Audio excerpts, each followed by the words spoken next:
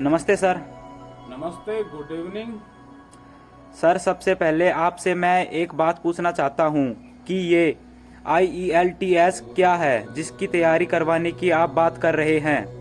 Yes, मैं IELTS के batch चलाने की बात कर रहा हूँ। IELTS जो आप बोल रहे हैं ना, IELTS, यह क्या है आप ये जानना चाहते हैं।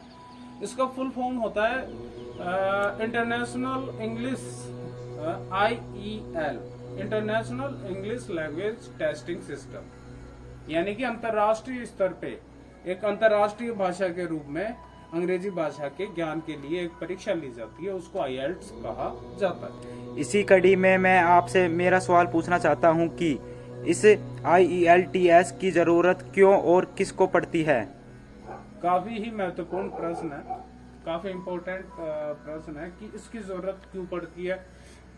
देखिए, मैं ये कहना चाहूंगा कि आदि आबादी ने, और जैसे इस क्षेत्र की बात करूं, नीम का थाना जैसे क्षेत्र की बात यदि मैं करता हूं, तो इस एग्जाम का नाम किसी ने सुना ही नहीं है, या फिर सुना है तो कोई 10% या 20% छात्रों ने सुना है। IELTS, आपका सवाल है कि IELTS की जरूरत किसको और क्यों पड़ती है, तो इस सवाल का जवाब है IELTS करने के लिए इसकी दो कैटेगरीज होती है, इसके दो टाइप्स होते हैं। एक तो होता है एकेडमिक और दूसरा होता है इसका जनरल कैटेगरी के अंदर आप इसको ले सकते हैं। ठीक है, मेरा तो नहीं, अभी आप थोड़ा कंटिन्यू ओके सर। मेरा अभी आंसर पूरा कंप्लीट हुआ नहीं है। तो जो इसके अंदर हमारा एकेडमिक आता है, इसमें वो छात्र आते हैं, स्टूडेंट्स आते हैं जो कि फॉरेन अब्रॉड जाकर और हायर एजुकेशन हासिल करना चाहते हैं।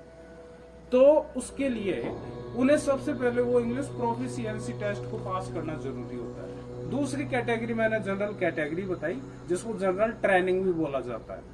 इसमें वो युवा वर्ग आता है जो कि फॉरेन जाकर, अब्रॉड जाकर वहां पे रेजिडेंसी के लिए जाए, रहने बसने के लिए जाए, या फिर कोई रोजगार या जॉब करने के लिए जाए।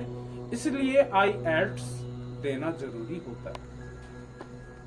मेरा अगला सवाल है कि यह परीक्षा कितने चरणों में होती है, कृपया विस्तार रूप में बताइए। देखिए, मैं बताना चाहूंगा, इसके चरण या लेवल की बात करो तो हम इसे वैसे एग्जैक्ट बोलेंगे मॉड्यूल। यह 4 मॉड्यूल में फिक्स की गई है। इसके लिए 4 मॉड्यूल आपके हैं: listening, reading, speaking and writing. Okay, यानी कि बोलना, सुनना, पढ़ना और लिखना। इन 4 कैटेगरीज के अंदर 4 मॉड्यूल्स में इसको शामिल किया गया है। और ब्रीफली मैं आपको बताता हूं किस तरीके से। लिसनिंग, जब हम लिसनिंग मॉड्यूल की बात करते हैं तो आपको एक ऑडियो सुनाया जाता है, और आपको वो ऑडियो सुनकर उसके बेस के ऊपर अपने जवाब देने होते हैं। और इसके लिए आपको टाइम मिलता है 30 मिनट्स, यानी कि 30 मिनट। और जो सेकंड होता है राइटिंग सेक्शन, उस राइटिंग सेक्शन वो 60 नंबर का होता है। सॉरी, 60 मिनट ड्यूरेशन बता रहा हूं मैं।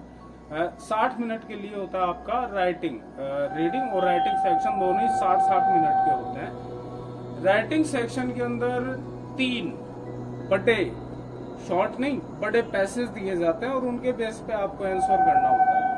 ओके, ये तो राइटिंग की बात है। रीडिंग सेक्शन की बात है। राइटिंग की बात करें तो इसको हम 2 पार्ट्स में बांटते हैं। 2 पार्ट्स में, पहला तो है उसमें आपको कोई रिपोर्ट या लेटर लिखना होगा, फॉर्मल या इनफॉर्मल लेटर।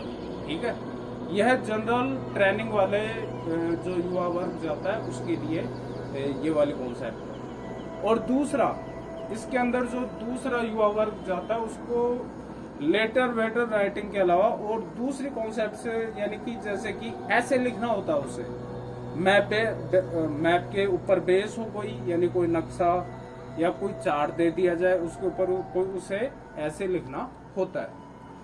अब लास्ट आता है स्पीकिंग। यह आपका 11 से लेके 14 मिनट तक का यह मॉड्यूल होता है। यह लेवल आपका 11 से 14 मिनट के लिए होता है। इसमें आपको यह 3 स्तरों पे होता है। सबसे पहले आपको अपना सेल्फ इंट्रोडक्शन देना होता है। उसके बाद में आता है क्यू कार्ड, सेकंड पार्ट होता है इसका Q card, CUE, Q card. इसमें आपको एक कार्ड दिया जाता है, उसमें कोई भी एक टॉपिक दे दिया जाए, ठीक है, आप उसे पढ़ेंगे, आपको 1 मिनट सोचने के लिए दिया जाएगा और 2 मिनट बोलने के लिए दिए जाएंगे। और अंत में इस सेक्शन के अंदर कम्युनिकेशन स्किल आपकी चेक की जाती है, बचा हुआ टाइम सारा आपसे बातचीत में इन्वेस्ट किया जाता है। अगला सवाल पूछिए आप। कोई छात्र यह कोर्स करना चाहता है तो वह आपसे संपर्क कैसे कर सकता है? इस कोर्स को करने के लिए मेरा संपर्क सूत्र सारा नीचे लिखा हुआ आ रहा है और इसमें एक पेज भी ऐड कर दिया जाएगा जिसमें मेरी फेसबुक आईडी और मेरे मोबाइल नंबर, वो सब आप नीचे स्क्रीन पे देख पा रहे हैं। मैं बोल भी देता हूँ, 8058199304। इतनी महत्वपूर्ण जानकारी देने के लिए आपका बहुत बहुत धन्यवाद। वैसे अंत में मैं यह बात कहना चाहता हूं कि नीम का थाना जैसे क्षेत्र में जहां झूठी लोकप्रियता पाने हेतु संस्थाएं डमी छात्र तैयार करती हैं और उन्हें 4-5 इंग्लिश की लाइन रटाकर प्रस्तुत कर देती हैं, ऐसी जगह आपका यह प्रयास सकारात्मक बदलाव ला सकता है। धन्यवाद। हाँ, इसमें मैं 2 विचार कहना, मेरी अपनी 2 बातें कहना चाहूंगा।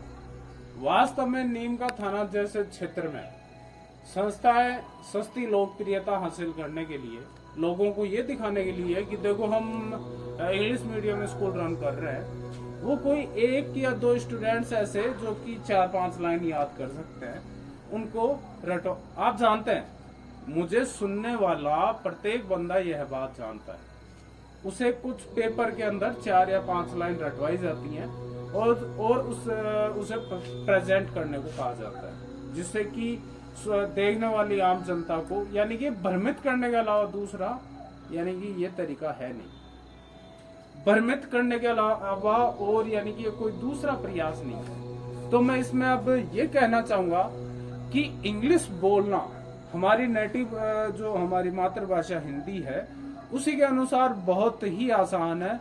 बस कुछ नहीं, हमारे दिमाग और जीभ के ऊपर एक बर्फ जमी हुई है, उस बर्फ को तोड़ना है। वो उस भाषाई बर्फ को तोड़ने के लिए हमें आइस ब्रेकर्स काम में लेने होंगे और कुछ और दूसरी ट्रिक्स अपनानी होंगी। हम इंग्लिश हमारे विचारों को अपने हिसाब से ही अभिव्यक्त कर सकते हैं बिना रटे हुए, क्योंकि रटने पे जीभ ने यदि एक बार आपका साथ छोड़ दिया तो बने बनाए खेल को बिगाड़ सकती है। धन्यवाद।